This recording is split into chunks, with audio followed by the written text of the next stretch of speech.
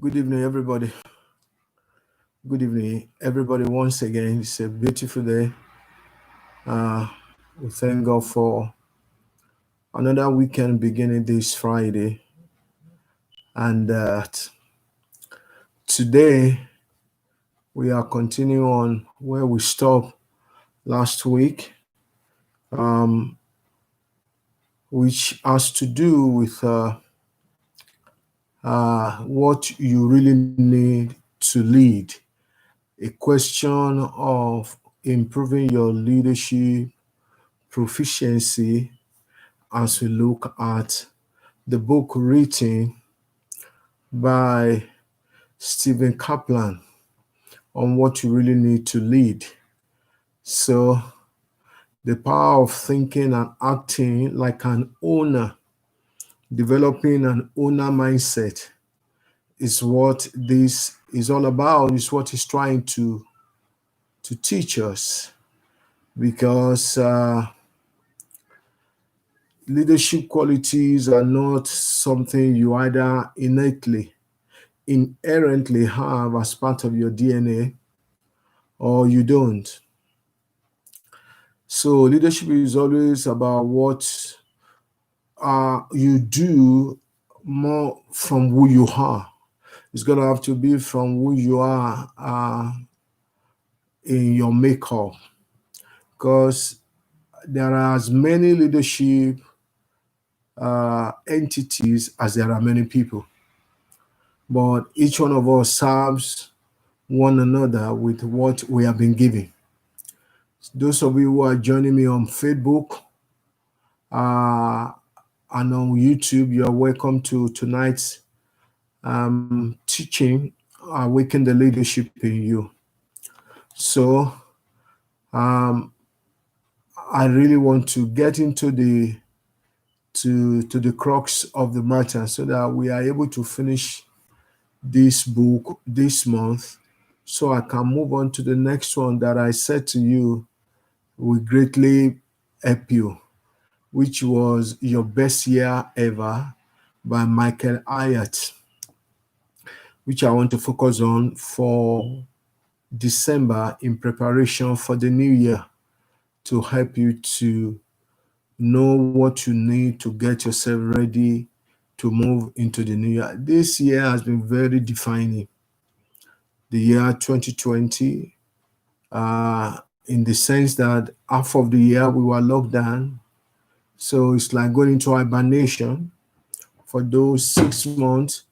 But the truth of the matter was that it's an opportunity to think through our lives and to reorder our lives and to set a new normal, so to say, a new normal that can help you to perform better and be able to fulfill the counsel of God for your life. So by way of recap again, I won't take much time on this recap for today. We started off by looking at the leadership mindset, which hangs on three legs like a tripod, on the three legs of a tripod. So to say that your leadership mindset rests on three legs, in which the first one is thinking and always acting like an owner, developing an owner mindset. I like that saying, because it's more or less like what Jesus Christ said concerning anybody who, he said, who will commit something into your hand, your own into your hand, if you treat somebody else's shabbily. Said, who will come? So it required, therefore, that you be faithful with other people's things, so that God can commit your own. So you develop ownership mindset not only when you have your own, but when other people's things are committed into your hand. Like you're renting a flat, you're given a flat by the council, you're given a flat you rent a flat, you rent a house, you rent a room. Treat it like your own. Treat it as if it is your own, so that when your own is given to you, you are not struggling on how you are going to keep it. You are not struggling on how you are going to uh, make it your own. In Luke 16:12, so if you have not been faithful in that which is another man's, who shall give you that which is your own? So you have to treat another man's own as if it is yours. You have to be able to think, if it was you that this was given to, if this was yours, how would you treat it? How would you own it? What would you do with it? Very, very important. Very, very crucial. Thank you all of you on YouTube that are joining me. Thank you for tonight. So that's the first leg of the tripod. The second is being willing to act on your beliefs. That is, having certain convictions that propel your behaviors. You must be able to define your value system. You must, because your values give rise to your belief, give rise to your principles, and those give rise to your behaviors. And let them be stemmed in the Word of God, not on the fleeting ideas of men, not on the popular opinions of our days. They are fleeting. So it is very, very important that you are able to uh, clarify your ethical boundaries and know your beliefs. And the third tripod is focusing relentlessly on adding values for others. That's all what we looked at last week. However, today we are going to focus on the regime of training for building your leadership. And still, you are going to focus on yourself, and you are also going to focus on others. But you focus on yourself first before you focus on others. Because the best way to learn to become a better leader is to help empower others to act in the same way. Helping others to think outside of themselves, to think on adding values to the life of others in a consistent manner is what makes their leadership to become prominent and become distinctive. So to build your own capacity, though, to lead, there are some things you have to work on yourself, some things you have to work on with other people. But it starts with yourself.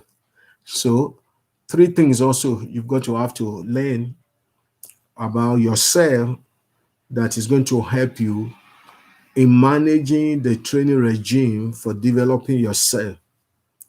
You got to be aware, you have an awareness of your weaknesses and your strength. Have an awareness of your weaknesses and strength. I cannot overemphasize that. Also, you got to have to know what your passions are. Figure out what you love to do and you are passionate about. That even if they are not willing to give you money, if you do it for people and people are not willing to give you money, you still derive joy. You derive fulfillment. You derive satisfaction. Remember, contribution you make to others and into the lives of others is what brings fulfillment into your life. And you have your own unique contribution because your own fingerprint is different from the rest of 7.7 billion on the surface of the earth today. So you have a unique contribution that you can contribute and you are going to contribute into the lives of others. Yeah, there are common grounds which all of us have to satisfy, but then there is a uniqueness to each one of us, a uniqueness. So you got to be aware. In fact, this is what is called by emotional intelligence, being aware of what you have in terms of strength and in times of weaknesses. Then the third thing you need to know in the training regime for you building your own personal leadership is the values. You got to clarify your ethical boundaries and know your life story. Isn't it amazing that our life story is different from one another? My story is different from yours. And I've even found out that even if you have, excuse me, please.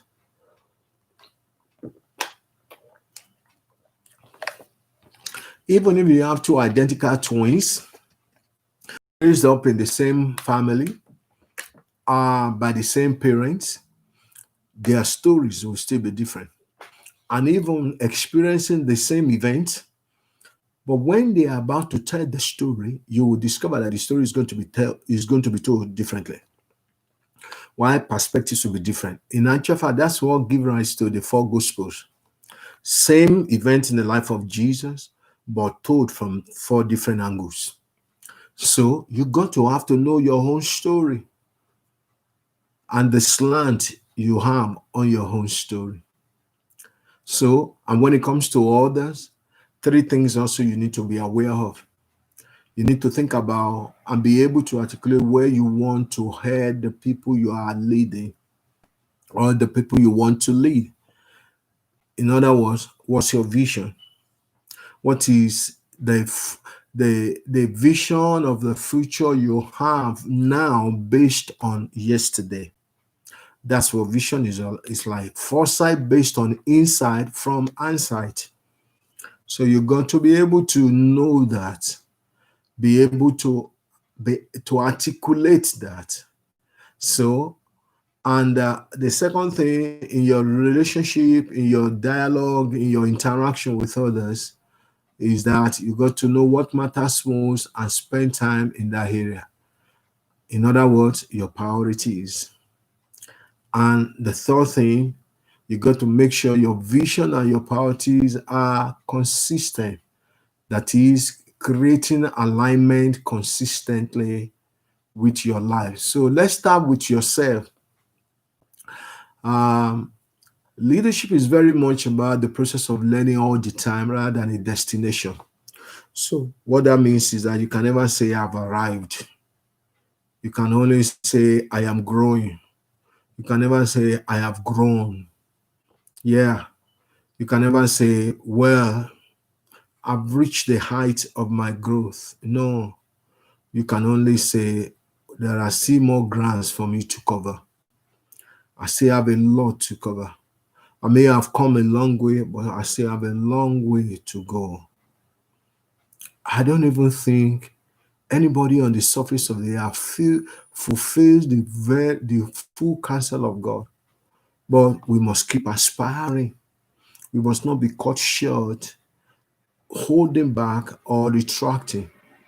If any man draws back, my soul shall have no pleasure in him, is what the scripture says. So we got to have to, it's not a destination, it's a destiny. That is, it is a continuous walking until God says, okay, you walked enough. Because our destination is even seeing Jesus saying to us, welcome thou and faithful servant. Enter into the joy of your Father. So to make sure you are learning something new every day, there are several leadership development processes which you should use on a daily basis. So this thing is about daily grind. It's about daily workout. It's about daily performance. It's about daily working on yourself. Because every day you should be thinking about how you interact and work with others. This is a matter of digging deep into your own vision, priorities, and alignment when you work with others, which are the three legs again of the training regime of building leadership with others. You should be articulating a clear vision. What's your life about? Why are you here? Who are you? Where are you going? How are you going to get there? 4 questions I've asked. When are you going to get there? 5 questions that define the whole total parameters of your life. So it is important and not to slip back. The tendency is that we like to walk on the path of least resistance. We don't like things to ruffle our feathers. But the truth of the matter is that every day we must be inching, that is, we must be getting, aligning ourselves to the purpose of God for our life. So you should be articulating a clear vision, identify the top 3 to 5 priority tasks, and then assessing whether you are in or out of alignment with those priorities. That is in relating with others. So the second process is to understand yourself and to develop habits which will enable you to keep learning more about yourself as time goes by. Isn't that interesting? Learning more about yourself as time goes by. The dynamic here is the more you understand yourself, the better and more effective a leader you will become. You need to understand your idiosyncrasies. You need to understand your motives. You need to be able to understand your perceived or bent. You need to understand your natural reactions. They may not always be right, and they may be right sometimes, but you need to understand the impact it creates on others. So you need to then keep learning about yourself. So the dynamic here is the more you understand yourself, the better and more effective a leader you become. Most employees and individuals never get around to thinking this out, and therefore struggle to think and like an owner, because they never really grasp what they have to offer. Therefore, they can't create a sense of ownership with what is committed into their hands. And they need to be able to do that. This is where you delve into awareness, passion, and values. Awareness, passion, and values. So Stephen Kaplan says, leadership is all about learning and continuing to learn. That is becoming a lifelong student. Even if you have finished studying formally, you've done your first degree, you've done your second degree, you've done your third degree, you've done every degree, you must keep learning. You must keep growing. Your brain has the capacity to learn, to grasp. You must not let the brain rest. You must keep extending. You must keep letting new knowledge. You know what I find out? I find out that new knowledge assaults our brain. But if you don't run away from it, our brain will take it, assimilate, and expand, and our language will change. And guess what? We would have assumed that new industry or that new place or that new. So whenever you are given a new thing to do or new knowledge comes, like in this period of our days, today, this season in our life, this season in the world, there is a transition that we are going through. Well, some of us are running away from it because it is too much to think about. But guess what? Whether you like it or not, it's happening. But why would you allow it to overtake you and be left behind? Rather, embrace it. Embrace the challenge of learning the language of the transition that we are going through right now. So it involves, thinking and acting like an owner involves learning to explore, exploration, intellectual as well as emotional matters. It involves knowing what to pay attention to in the chaos of your work and life, in the chaos of our world today, and knowing how to better understand yourself. If leadership involves asking the right questions and being open to learning, these two processes are primary streams on which to focus this effort. Learning and learning and learning. So very, very important for you to do. So therefore, let's take the first vision in your dealing with others.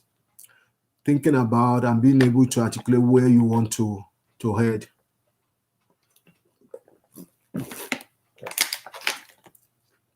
First step in this daily exercise is to reconnect with your vision. This is a statement which clarifies how your life aspires, or whatever you have aspires to add value to others in a distinctive way. In a distinctive way. There needs to be emphasis on the word distinctive, because you are distinct yourself. So vision is the why your company, why your life, why your family, why your ministry, why your church does what it does every day. An engaging vision motivates your people to walk around your life, come to work every day, come to church, come to be enthusiastic about contributing to the cause which you have declared. So to stay at the top of your game, you always, over a long time, over an extended period of time, you always have to continue to connect to your vision. You always have to reconnect to why am I doing what I'm doing? Remember, there is vision, there is mission. Mission is a part to fulfilling your vision. Vision is quite articulate. It is specific. It is detailed. But the mission is what takes you there. The mission, I discovered in life later on over the period of years, about 24, 20, 25, 26 years now, that my mission is to empower others. So anything that's going to add value to others in terms of enriching, equipping, empowering, and enabling people, I want to do it. Is it empowering spiritually? I want to teach the word.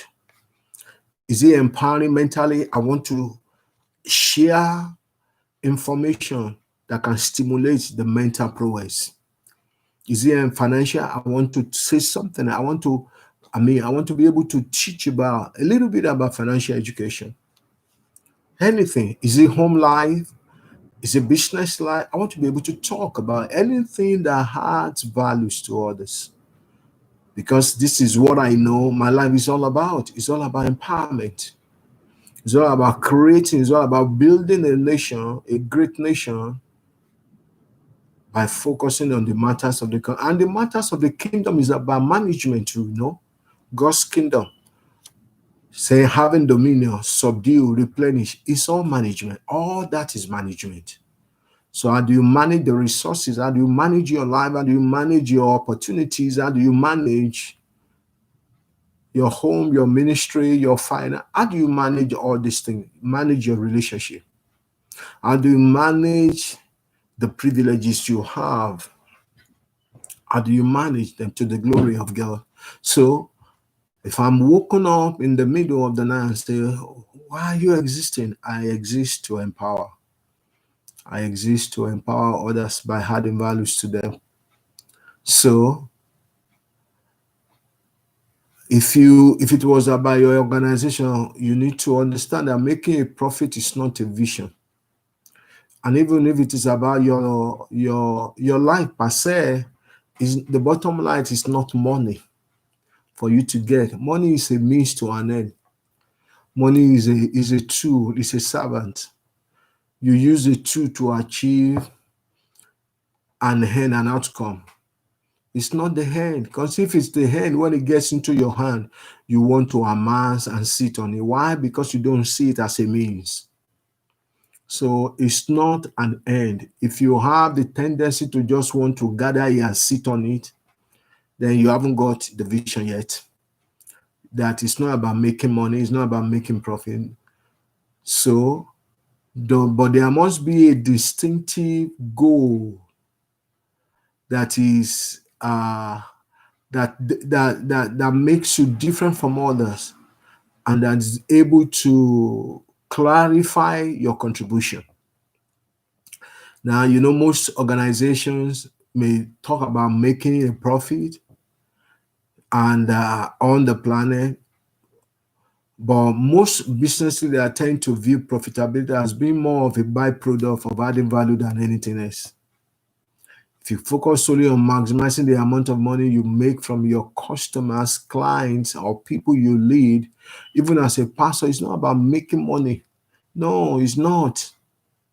No, it's not. It's about adding values to the life of others. So when money is being asked of you, yeah, there are the basic contributions you contribute to the running of the ministry of the church. But if beyond that you are being taxed here, taxed there, taxed there, you got to have to think twice. You got to have to see, is this what this is all about? You got to have to look inward and ask questions and let God also open your eyes to see, is this what it's all about? So there is trouble ahead wherever you see money is being asked of you again and again, again and again, again and again, and there are no values being added to your life. Now, these questions, these 5 questions are questions you need to consider when it comes to the question of your vision. How do we add value in a distinctive way? Or how do I add value in a distinctive way? Also, who takes ownership of the challenge to add value for my organization, for my customer, for my client within our organization? Who takes ownership of the challenge to add value for our members in our church? Is it the leaders or is it me, the set man in the house? Who takes ownership of the challenge to add values within your home? Is it your wife or the children? Definitely, it must be you that is the leader. And if the woman is the leader in the home, there is no man in there, then the woman takes that role, takes up that role, and must not drop the balls. There may be many balls that she may be juggling together, but she still takes ownership that the buck stops at you. So, do your people whom you are leading feel like they can raise their hand and flag any problems they may have with the delivering added value? If they perceive wrongly about the value that you claim to be delivering, can they ask you, is there an enabling environment whereby you have become approachable and they can question and they can say, I don't understand this. Why are we doing this? Why are we focusing on this? How does that play on the vision we are trying to achieve? So, also the next question is, the way we create value today the same or better than we were achieving a few years ago? You can ask yourself this personal question as well, that the value I'm creating right now, I see better than the way I created value in the past. If the people that are passed through my life, what can they say about me? What can the people that are passing through my life and I'm passing through our lives are rubbing, what can they say about me today that are positive? Not because it's what I want to hear, but it's because of what they have experienced. So also, what have I changed of recent to update my basic value proposition? This may sound like business language, but life is about business. It's about management. That's what God created us for, to manage his resources. And so we can give report back to him. Manage the giftings, manage the opportunities, manage your life. Take ownership of your life. Take ownership of the responsibility. Take ownership of what has been committed into your hand. And guess what? You have a team that is working with you. Those people in the love relationship with you, they become the team members. Those that work with you in the leadership, they become your team members. So if your team has a shared understanding of where they are going, it's much easier for them to proactively take actions that will help the organization get there. Now, all of them may not be on the same level. There may be those who are laggers, lagging behind. There may be those who catch things easily.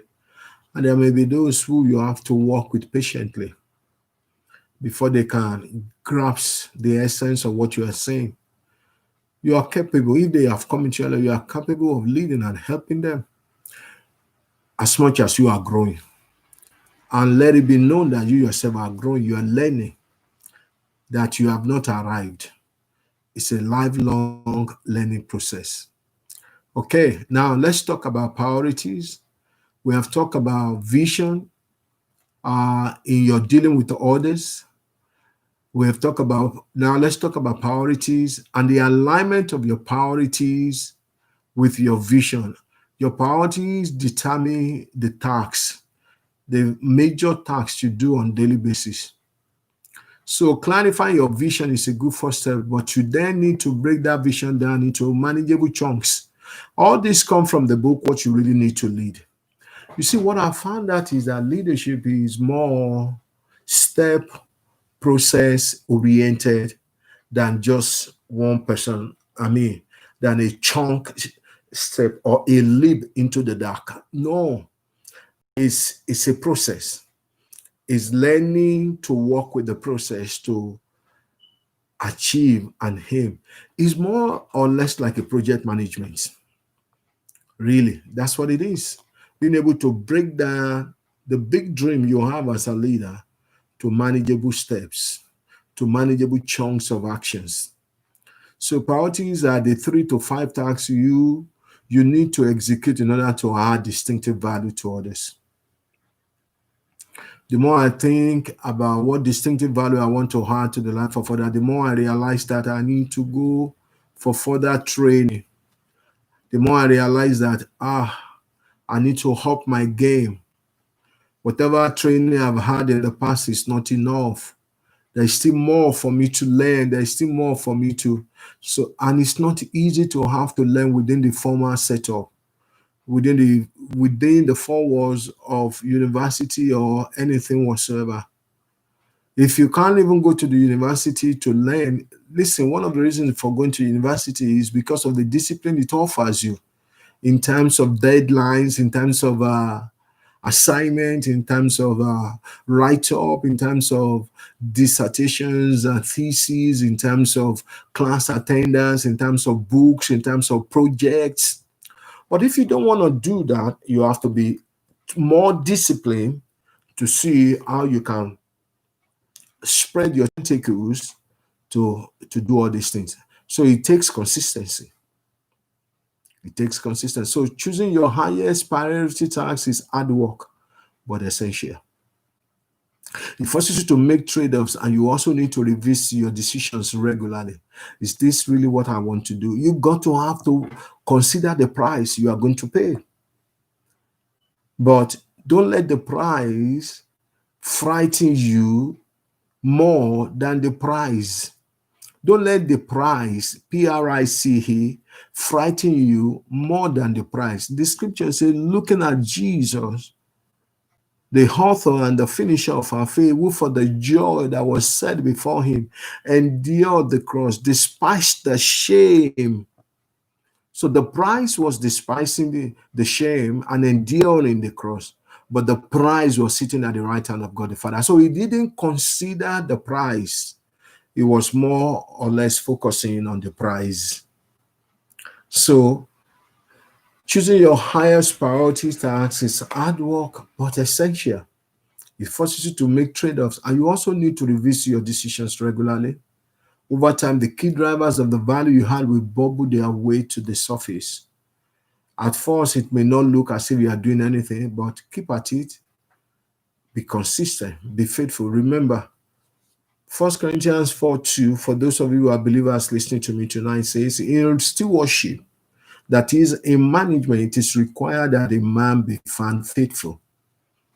That is, in stewardship of resources of time, in stewardship of opportunities and privileges, in stewardship of ministry, in stewardship of family life, in stewardship of your own personal life, there is need for consistency and faithfulness.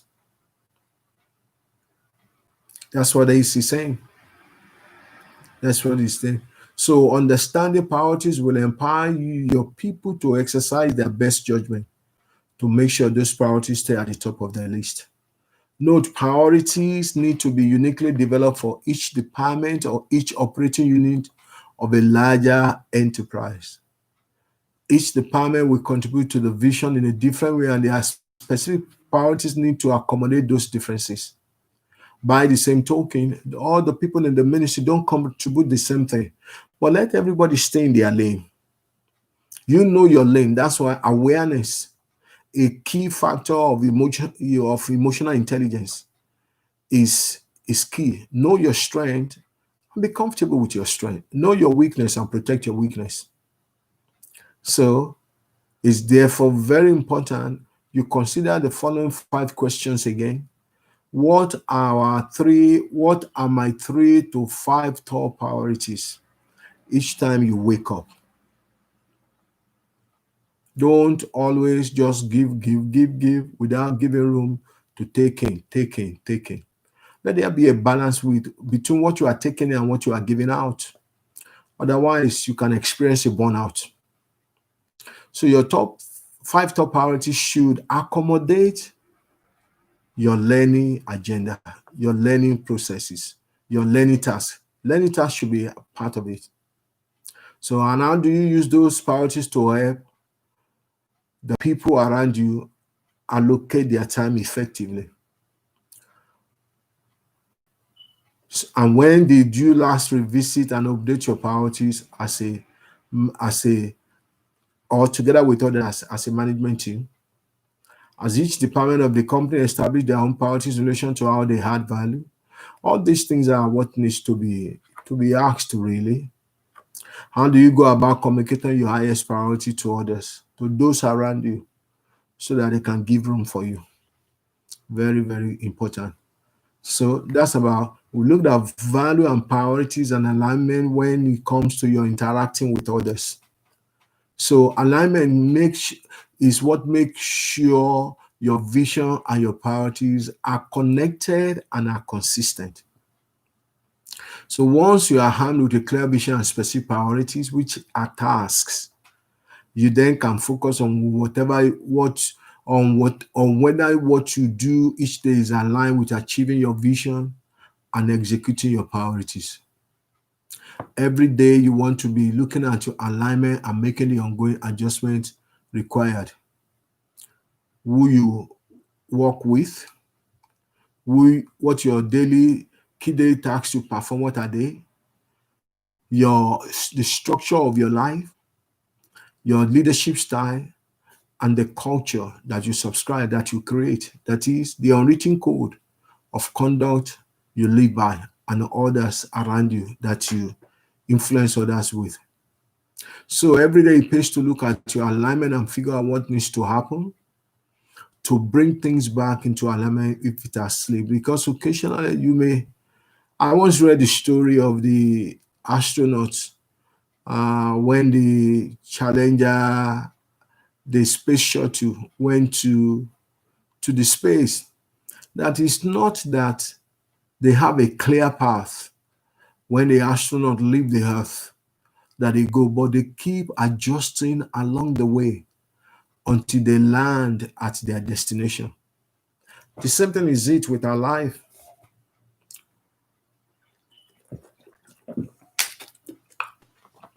You keep adjusting all the way until you come to the desired haven, until you realize your dream. So alignment is akin to getting the wheels on your car adjusted so that everything is pulling in the same direction. With each action you take, you must explicitly consider whether it helps get you into alignment or risks pushing you out of alignment. As such, you should be assessing the impact on alignment every time you make a decision. So those 3 daily exercises where you evaluate how effectively you work with others readily can be grouped together and described as being person in the mirror. A kind of exercise. You are evaluating your interaction and working with other people through vision, through priorities, and alignment. So, very, very important.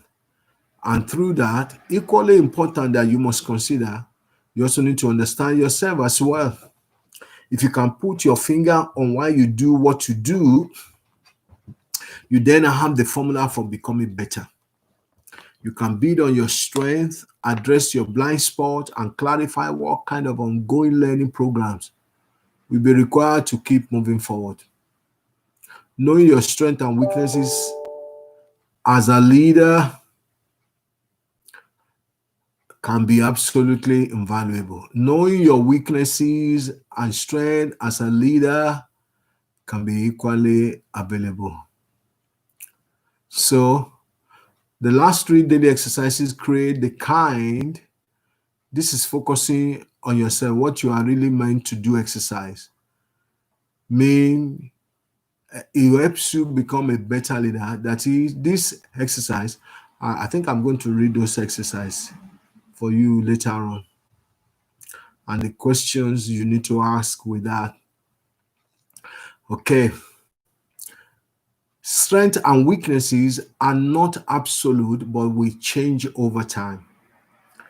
As you fine-tune your personal skills and completeness and competencies, I beg your pardon, you then can take better actions in alignment with your ownership mindset. Good leaders understand their weaknesses and have a plan of action for doing something about them. Okay? So, this is a quote now from Steve Kaplan. Thinking and acting like an owner involves learning to explore intellectual as well as emotional matters. Remember awareness, the sense of awareness. Remember passion and values, the three legs of the tripod of focusing, of developing a training regime for building leadership yourself. So it involves knowing what to pay attention to in the chaos of your work and life, and knowing how to better understand yourselves. Okay? Now, let's look at yourself. And we're going to look at the 3 tripods. Now, we have looked at others. We have just finished looking at others, your interaction with others, where we have looked at vision, we have looked at priorities, and we have looked at alignment. Now, this is you. Awareness, passion, and values. Under awareness, the leg of the tripod that helps you to develop consistency of learning, training, building a regime of a regime of training for your personal leadership development. The quick question you need to ask here is, what skills does it take to be great at the job I am doing today? What skills does it take to be great at the job I am doing today? Obviously, the skill set required to manage a team of 5 or 6 people will be entirely different to managing 400 or 500 people across a wide variety of functions. So that's fine, but the challenge at hand is to calibrate your current skill set in light of the specific tasks you perform to add value. So the more people under your care, the more required the skill sets that you need to possess to help, because the more is going to be variety of people that you have to exercise and influence. So you need to therefore figure out the top tasks you must perform each day and look realistically at how you are doing on those tasks. If there are glaring shortfalls, what's your plan to do something about it? There is something that is called training need analysis, TNA, that takes care, that looks at your present skill set and look at where you want to go and bridge a gap from where you are to where you want to go through training. That is through acquiring competencies and training. So you need to be able to figure out that, or your mentor can help you figure that out through dialogue, sitting down and asking you questions. So you also need to figure out what you can delegate to team members who are skilled in those areas. All of this becomes feasible to manage and apply if you are sufficiently self-aware. If you know what your strength is, if you know what your weakness is.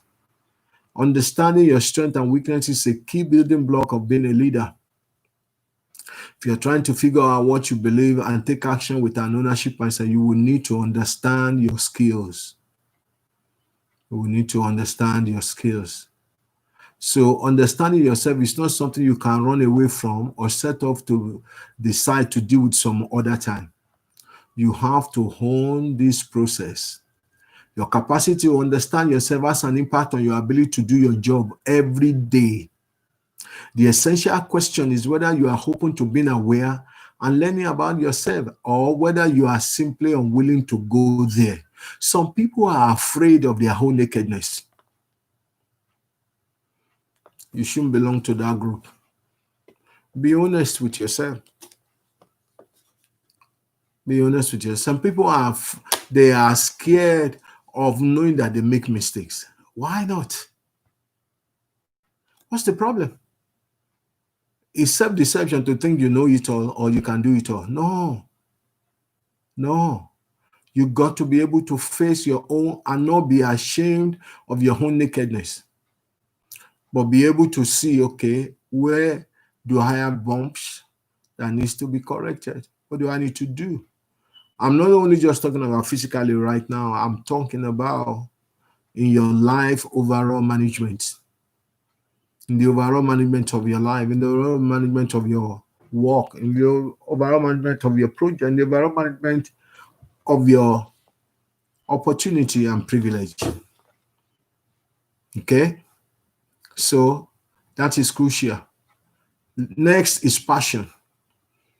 Awareness, don't forget that. Next, your passion. Remember, this month that we have been looking at fulfillment, and I've been teaching on Sundays on how to find your place, because there are square holes and there are square pegs. Square holes fit well. Square pegs fit well into square holes. But then there are round holes as well. You can't put square pegs into round holes. So you got to have to know what is your best fit for the best place that God has for you. These things are working together in tandem with one another. What I'm teaching on Awaken the Leadership on Friday and the Sunday messages for this month that come to you. So passion is rightly described as a rocket fuel, the fuel of high performance. If you don't have passion for it, you won't make success of it. You've got to have to love what you're doing. Everything gets easier if you're passionate about what your company is doing, what your church is doing, what you yourself are engaged in. If you are not passionate about something anymore, then ask to be relieved from it. Let somebody else be asked to do it. So you are not dying while pursuing what you don't love. And in a similar vein, passion for what you do to contribute can sustain you through the inevitable ups and downs which will come along. So in practice, understanding your personal passions will be a lifelong challenge as well. They will change and evolve over time. They will be modified. You can add and should take ownership of this challenge. If you understand what you love to do and what ignites your passions, then you will also know what to do to ensure you are doing your best work. I love teaching. I love teaching. But not in the same rigor as I love to do it. I love to do it in the same manner in which I'm doing right now. However, the day I lose passion for reading, I think I will also lose passion for teaching. I love to read. It's passion getting to read. And because I found out through that, I get energized. So what do you do that can fuel your passion, that can make your passion to be fiery? What is it that you can do, or that you're doing, or that you need to do? So if you understand what you love to do, what ignites your passions, then you also know what to do to ensure you are doing your best work. The kinds of questions you should ask or you should walk through to understand your personal passions might include these 5 questions again. Think about a time in your life when you did your best work, or in your career, or in your calling. What were you doing? What kind of tasks give you a sense of achievement when you complete them? Why do you like doing those things? What kind of experiences have you had where you have felt most alive as an individual, as a business manager, as a pastor,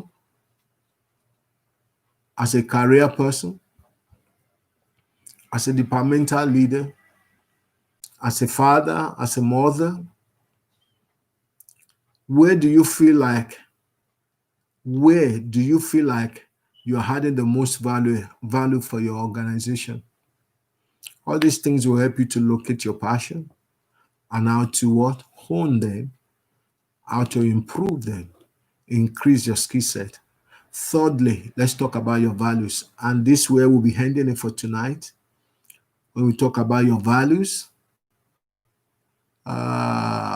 this is very interesting. We still have a long way to go. Well, we've got one. Okay, we've got one more Friday to finish. Yeah, no. Yes. Why you can't do this alone is what we're going to look at next week. So we can still finish this one for today. Values, the third leg of the tripod of working on yourself. Values encapsulate what you personally believe in. They also lead to the ethical constraints and boundaries which you abide by in your life. Please note that your life should have boundaries. Not everything goes. You are not a city without walls. The scripture says a man without self-control is like a city without walls. What does that mean? Everything can break in at any time. So you should have gates. The gates of your life should be controlled. Well controlled by yourself. The mouth gate, the ear gates, the eye gates should be well controlled. So this has to do with values. Values are important to leaders because they shape the trade-offs and decisions you make on a daily basis. It's a worthwhile exercise for you to commit your values to writing before you get into heated situations where you are forced to make rapid decisions. By clarifying your personal values and the resulting ethical boundaries in writing, you can refine your thinking and eliminate any fuzziness which may exist. The kind of questions to answer with your personal value statement would include, what do I believe in? Hard work, faith, love of family, helping the needy, being a good person. This will help you to identify your value. What ethical boundaries do I refuse to cross? Part of the ethical boundaries you can say is that I'm not going to lie about anything. So if you're not going to lie about anything, so then you won't want to hide anything. I'm not going to be dishonest about it. I'm going to be open. So therefore means then that you will not do things that you don't want others to discover. What do I consider to be acceptable standards of behavior when dealing with clients, others, customers, co-workers, brethren, my boss, and others? It may be a good thing as a pastor to say, no, I'm not going to do this thing. I am not going to defile anybody under me. I am not going to take advantage of them no matter what. So when the moment of vulnerability opens up to you, or you've already made up your mind, you have set your own values to say, no, I won't take advantage of them. So I can even allow myself to be defrauded. With that, then you can see that your values will protect you. Your values will protect you. Yes, in the days of adversity, it is the righteousness, it is the values that protect. How do you communicate your values to others?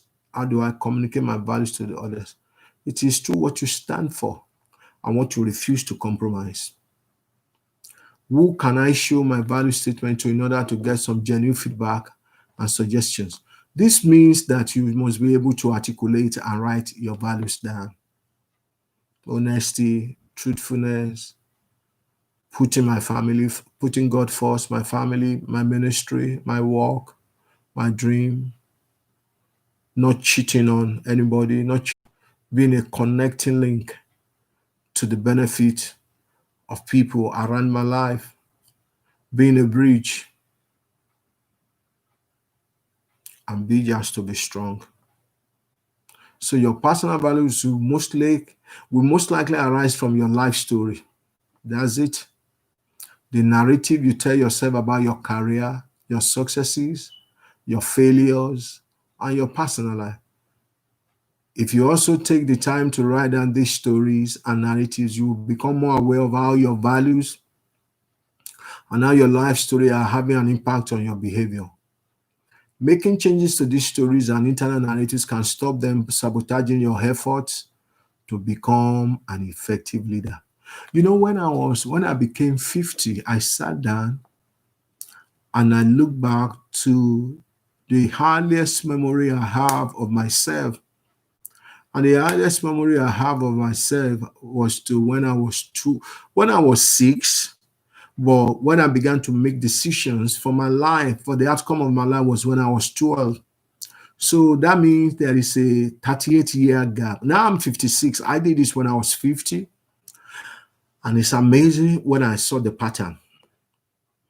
And the pattern happens to be across 10 years gap.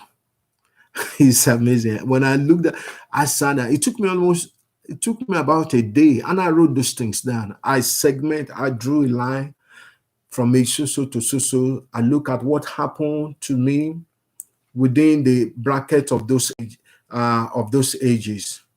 And I look at another segment, and I could see pattern within patterns. And I said, God, so I could see that this life, my life is a guided tour. There is a hand that is guiding me. There is a hand that is working upon my life. So I want to challenge you to do the same thing. Sit down with the stories of your life. Check it out. You may see a pattern. You may see patterns emerging that can help you to see that, listen, you are on an errand. And the one who sent you on an errand is still there. He hasn't gone to bed. He hasn't gone to sleep. This will help you greatly. I challenge you to do that, to be able to help you to know yourself, to see that the patterns of what is happening in your life are God's interventions, and your stories will not be the same with anybody else. In actual fact, the interpretation of your stories can never be the same thing. Even anybody watching your life outside of yourself and saying, this thing happened to you, but it is you who can tell the best narrative of your life story. So next week, we finish this book by God's grace. So we can move to the one by Michael Hyatt, Your Best Year Ever, in preparation for next year. Thank you for joining me for tonight, all of you on Facebook and YouTube. And I hope you have been blessed. I will encourage you, if you can get the book, get it. The book is written by Stephen Kaplan, and it's called What You Really Need to Lead. What You Really Need to Lead. I think Stephen is actually his middle name. His first name is Robert Kaplan.